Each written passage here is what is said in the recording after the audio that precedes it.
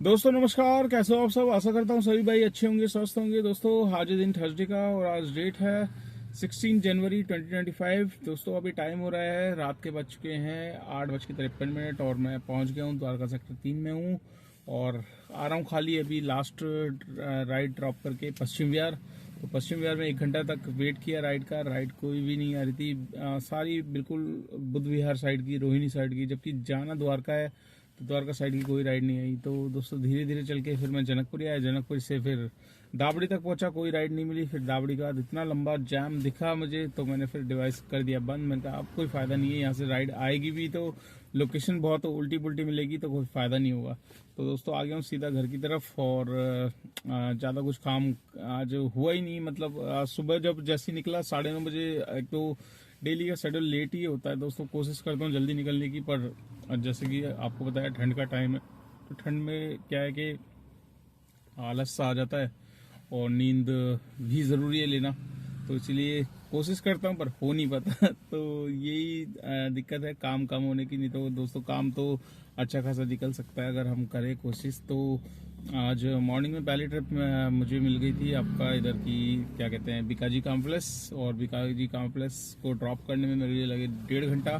1.5 घंटे के बाद फिर मेरे पास सफदरजंग एनक्लेव से सीधा गुड़गांव की आ गई थी, तो गुड़गांव ड्रॉप किया। गुड़गांव के बाद कम से कम इसने मुझे 1.5 घंटा दोस्तों यू ब्लॉक में वेट कराया। यू ब्लॉक में बुकिंग्स नहीं मिली कोई भी। उसके बाद में गुरु द्रोणाचार्य मेट्रो से होता हुआ एक और लेफ्ट साइड में रास्ता है तो वहाँ की तरफ गया मैं। तो वहाँ से मेरे पास आई उबर में सीधा कनॉट प्लेस की राइड। कनॉट प्लेस आपका रेडिसन ब्लू होटल, तो वहाँ पर मैं ड्रॉप करा उसको। ड्रॉप करने के बाद फिर मैं आ गया था शिवाजी मेट्रो पे। शिवाजी मेट्रो पे भी आज 1 घंटा तकरीबन टाइम वेस्ट हुआ। उसके बाद सीधा गुड़गांव की राइड मिली ऊबर में और गुड़गांव ड्रॉप किया। गुड़गांव ड्रॉप करने के बाद दोस्तों बस वहाँ पर भी आधा घंटे से ऊपर हो गया, राइड नहीं आई। फिर एकदम से मेरे पास आई पश्चिम विहार की। 2 बार आ चुकी थी, एक बार मैंने स्किप कर दी थी लेना। मैं क्या लेना नहीं है इसको, छोड़ो। पश्चिम विहार में 1.5 घंटा टाइमिंग बता रहा था तो मतलब रडार में आई थी तब मैंने ली नहीं। फिर एकदम से इसने नॉर्मल में मुझे फेंक दी तो मैंने सोचा 618 रुपये दिखा रहा है तो इसमें काट पीट के मेरे को 600 रुपये तो मिलेंगे ही, या 590 मिल जाएंगे, 100 रुपये का एमसीडी मिल जाएगा।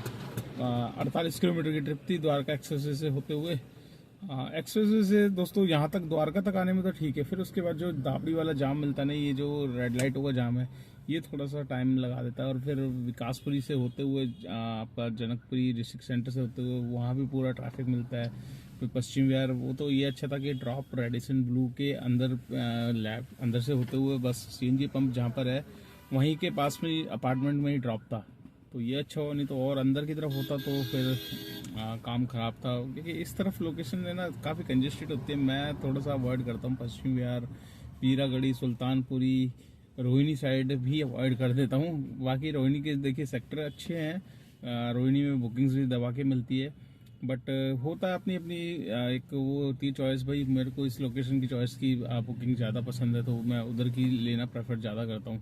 तो दोस्तों कई बार होता है, देखिए हम नोएडा साइड में होते हैं तब हम लंबी अगर ट्रिप्स हमारे पास नहीं आ रही तो हमें ऐसी ऐसी बुकिंग्स भी लेनी पड़ जाती है जहाँ हम जाना बिल्कुल भी प्रेफर नहीं करते, पर क्या करें वहाँ पर बैठना भी एक तरीके की सज़ा हो जाती है।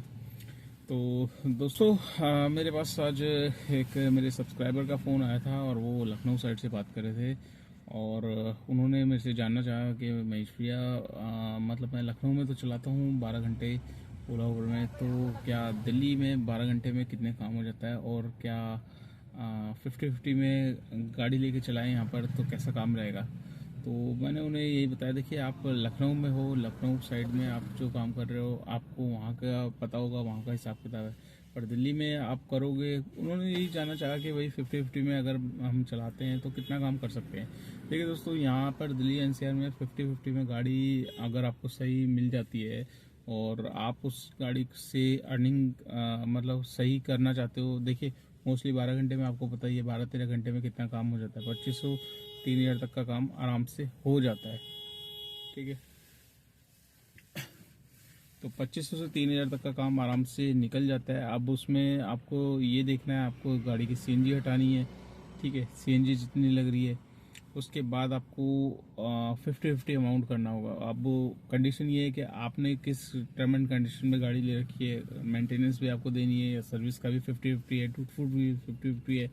तो मोस्टली देखिए मतलब जो 50-50 में अगर गाड़ी लेके चलाने जाते हैं तो वो भी आज की तारीख में अच्छा पैसा कमा रहे हैं, ठीक है। बट नॉलेज होनी चाहिए।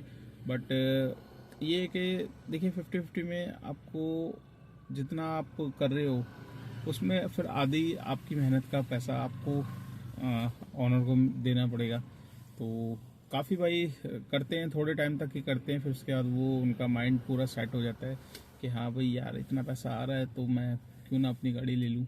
तो इसीलिए 50-50 में ज़्यादा देर तक मतलब बंदे मिलते नहीं हैं जिनकी भी अपनी गाड़ी है जो देना चाहते हैं। तो ये दिमाग में सोच के चलिए कि अगर आप देने की सोच रहे हो तो उस हिसाब से बंदे भी आपको ट्रस्टेबल मिलने चाहिए। और बंदे कमाते कितने, देखिए कमाई तो उनके ऊपर ही डिपेंड है, वो जितना मर्जी करें। बट आपको जितना ये है कि 50-50 में ज़्यादा प्रॉफिट नहीं होता, बस आप मेहनत ज़्यादा है। 1000 रुपये से ज़्यादा आप अर्निंग नहीं कर पाओगे 10-12 घंटे 13 घंटे अगर काम करते तो। और अगर उससे कम करोगे दोस्तों तो बिल्कुल भी काम नहीं हो पाएगा। तो मैंने ये चीज़ उनको भी बताई। मैंने कहा सर देखो 50-50 में सारी चीज़ें आप ही के ऊपर डिपेंड है।